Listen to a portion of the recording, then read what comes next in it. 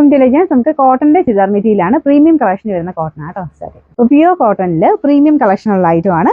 അപ്പോൾ ഇത് നമുക്ക് ആ ഒരു മൊഡാലിലൊക്കെ വന്നിരുന്ന സെയിം പ്രിന്റ് തന്നെയാട്ടോ. നല്ല അടിപൊളിയായിട്ടുള്ള കോട്ടൺ ഐറ്റം ആണ്.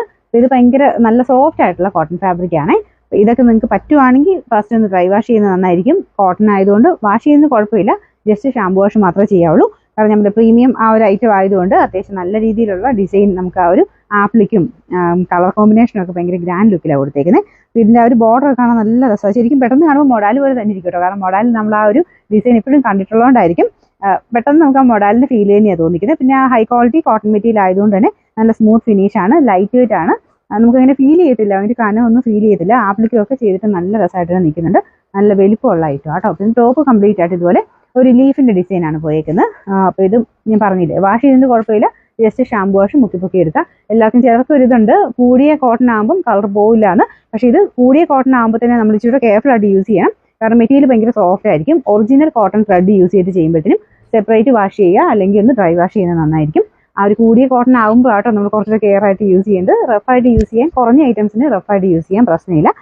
കൂടിയതാകുമ്പോഴത്തേനും പ്രീമിയം കളക്ഷൻ വരുന്ന രീതിയിൽ ടസറൊക്കെ യൂസ് ചെയ്യുന്നത് ഇച്ചിരി കെയർഫുൾ ആയിട്ട് യൂസ് ചെയ്താൽ ഒത്തിരി നാൾ ലാസ്റ്റ് ചെയ്യുകയും ചെയ്യും. കാഴ്ചയ്ക്കുള്ള ഭംഗിയും കുറയായിരിക്കും. അതുകൊണ്ടാട്ടോ നമ്മൾ എടുത്ത് പറയുന്നത്.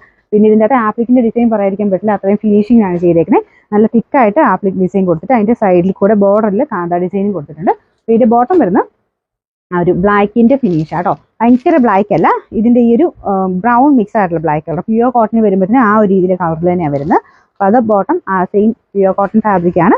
ഇതിൻ്റെ നമ്പർ വരുന്നത് M772, റേറ്റ് 1650, 165. ഇതിൽ 2 ഷെയ്ഡ്സ് മാത്രമേ വന്നിട്ടുള്ളൂ. രണ്ടാമത്തെ കളർ അടിപൊളിയാട്ടോ, നല്ല കളർ കോമ്പിനേഷൻ ആണ്.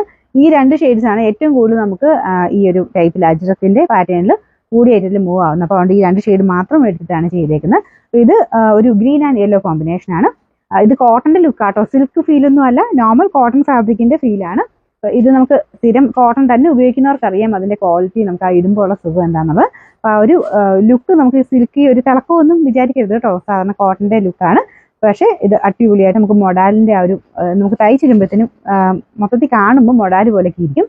ഇതിൻ്റെ അകത്തും ഇതുപോലെ ഒരു ആപ്ലിക് വർക്കും ഫുള്ളായിട്ട് കാന്ത ലൈനും ചെയ്തിട്ടുണ്ട്.